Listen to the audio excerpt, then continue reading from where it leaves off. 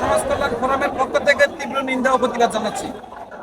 আসলে তারা তো বাংলাদেশের দূতাবাসে হামলা করেনি, বাংলাদেশের দূতাবাসে ভাঙচুর করেনি, তারা করেছে বাংলাদেশের 18 কোটি মানুষের হৃদয়ে তারা আঘাত করেছে। বাংলাদেশের 18 কোটি মানুষের হৃদয়ে তারা আঘাত করেছে। আমরা অত্যন্ত ব্যথিত, আমরা তীব্র নিন্দা এবং প্রতিবাদ জানাচ্ছি।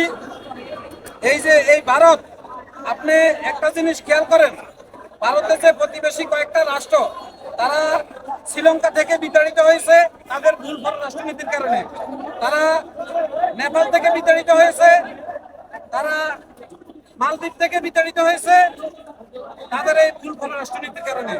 শুধুমাত্র ভারতীয় মুখ্যমন্ত্রী শ্রীমতী শেখ হাসিনা ভারতীয়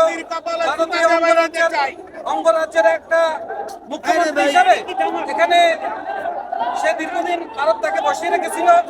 আজকে বাংলাদেশের আপাময় জনসাধারণ এবং ছাত্র সমাজ মিলে আজকে এই খুনি হাসিনাকে পতন করেছে। বাংলাদেশের এই স্বাধীনতায়, দ্বিতীয় স্বাধীনতা উত্তর সময়ে ভারতে আমাদের এই স্বাধীনতাকে মেনে নিতে পারছে না।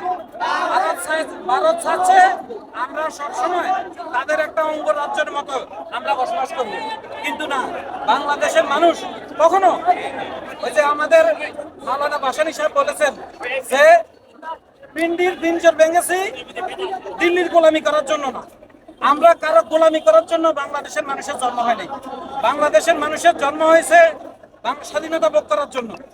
আপনি যে হামলা করেছে, এই হামলার প্রতিবাদে আজকে বাংলাদেশ জাতীয়তাবাদী দল বিএনপি বাংলাদেশে যে ঢাকায় যে গণমিছিল করেছে, আমি ব্যক্তিগত পক্ষ থেকে তাদেরকে সাধুবাদ জানাচ্ছি। গত কিছুদিন আগে মির্জা আব্বাস বলেছেন যে বাংলাদেশ যদি দখল করতে হয় আমাদের সৈন্য কিন্তু 2-2.5 লাখ না, আমাদের সৈন্য হচ্ছে 20 কোটি, অর্থাৎ আমরা সবাই 20 কোটি। আমি আব্বাস ভাইকে ধন্যবাদ জানাচ্ছি, আসলেও তাই। তবে আব্বাস ভাই একটা জিনিস হয়তো ভুল করছে, যদি ভারতের সাথে আমাদের যুদ্ধ হয় এই দেশের আপাময় জনসাধারণ সবাই যুদ্ধ করবে, কিন্তু আওয়ামী লীগ করবে না। কারণ আওয়ামী লীগ হচ্ছে ভারতের দালাল, আওয়ামী লীগ হচ্ছে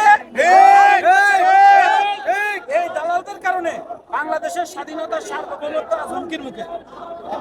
বাংলাদেশের স্বাধীনতার সার্বভৌমত্ব নস্যাতের জন্য খুনি শেখ হাসিনা ভারতে বসে প্রতিনিয়ত চক্রান্ত করে যাচ্ছে। আপনারা দেখছেন বিভিন্ন গণমাধ্যমে। ইসকন আসলে ইসকন হচ্ছে একটি উগ্রবাদী সংগঠন। পৃথিবীর বিভিন্ন দেশে ইসকন তার কার্যক্রমের কারণে নিষিদ্ধ হয়েছে। ইসকন বাংলাদেশও নিষিদ্ধ হবে।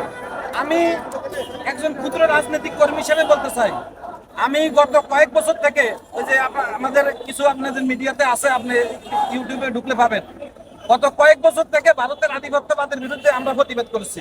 আমি নিজে ব্যক্তিগতভাবে অনেক জায়গায় কথা বলেছি, প্রতিবাদ করেছি।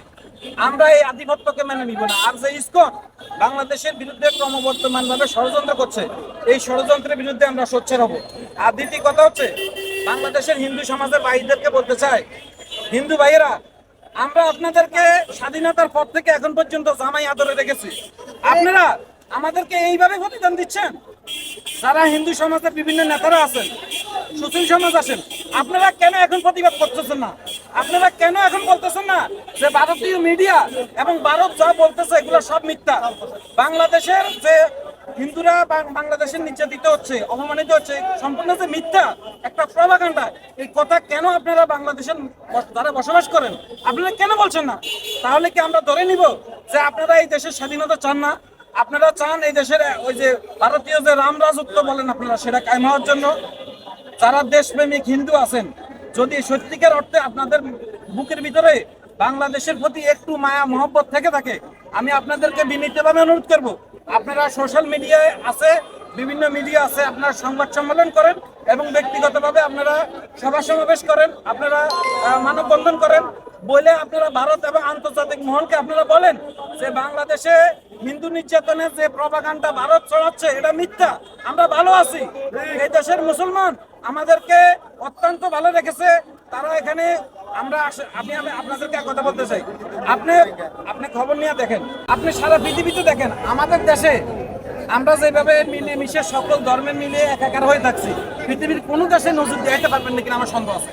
এরপরও ভারতীয় মিডিয়া খুনি শেখ হাসিনা এবং তার জামাই মোদি ক্রমাগতভাবে ষড়যন্ত্র করে হচ্ছে বাংলাদেশের বিরুদ্ধে। আসলে ভারতের উচিত ছিল বাংলাদেশের মানুষকে বন্ধু ভাবা, কিন্তু ভারত বন্ধু ভাবছে হলো শেখ হাসিনাকে, আওয়ামী লীগকে, যেটা তাদের একটা ভুল নীতি। তাদের উচিত ছিল যে দেশের সাথে দেশের সম্পর্ক করা, আওয়ামী লীগের সাথে না। কিন্তু আমরা ভারতীয় আধিপত্যবাদকে মানি নিয়ে বিদায় আমরা 2000 ছাত্র জনতা বুকের রক্ত দিয়ে আমরা খুনি শেখ হাসিনা, ভারতীয় মুখ্যমন্ত্রী শেখ হাসিনাকে বাংলাদেশ থেকে বিতাড়িত করেছি। আমরা শপথ নিচ্ছি, এই 20 কোটি মানুষ আমরা শপথ নিচ্ছি, বাংলাদেশের স্বাধীনতা সার্বভৌমত্বের উপরে যদি কেউ আঘাত আসে, আমাদের রক্তের উপর দিয়ে রক্তের বন্যা বয়ে যাবে। আমরা আমাদের স্বাধীনতা সার্বভৌমত্ব কোনোভাবেই আমরা হুমকির মুখে ফেলতে দিব না। ভারত যদি মনে করে যে আমাদের 2-2.5 লাখ সৈন্য আছে বা 1-1.5 লাখ সৈন্য আছে, আমি ভারতকে বলতে চাই, বাংলাদেশ যদি দখল করতে হয়, ভারতের 20 কোটি মানুষকে হত্যা করে আপনার দখল করতে হবে। আর আমাদের নবী মুহাম্মদ সাল্লাল্লাহু আলাইহি সাল্লাম একটা হাদিস বলেছে যে আমাদের সাথে, অর্থাৎ এই অঞ্চলের সাথে ভারতের সাথে গাজওয়াতুল হিন্দ নামে একটা যুদ্ধ হবে। আপনারা জানেন বিশ্বনবী মোহাম্মদ রাসূলুল্লাহ সাল্লাল্লাহু আলাইহি সাল্লামের কোনো কথা আজ পর্যন্ত বিজ্ঞান বলেন কেউ মিথ্যা প্রমাণ করতে পারেনি। হ্যাঁ, আমরা গাজওয়াতুল হিন্দ যে যুদ্ধ হবে, আমরা মানসিকভাবে প্রস্তুত আছি। আমরা যারা মুসলমান, আমরা প্রত্যেকে বাংলাদেশের স্বাধীনতার জন্য আমরা জীবন দিব। আমরা সেই যুদ্ধে কিন্তু আমরা জয়লাভ করবো, আমাদের নবী সাল্লাল্লাহু আলাইহি ওয়াসাল্লাম। সুতরাং ভারতের যে তথাকথিত হিন্দু উগ্রবাদীরা আছে, আমরা তাদেরকে বলতে চাই, আপনারা দিবা স্বপ্ন দেখছেন যে বাংলাদেশ ছোট দেশ আপনারা দখল করবেন।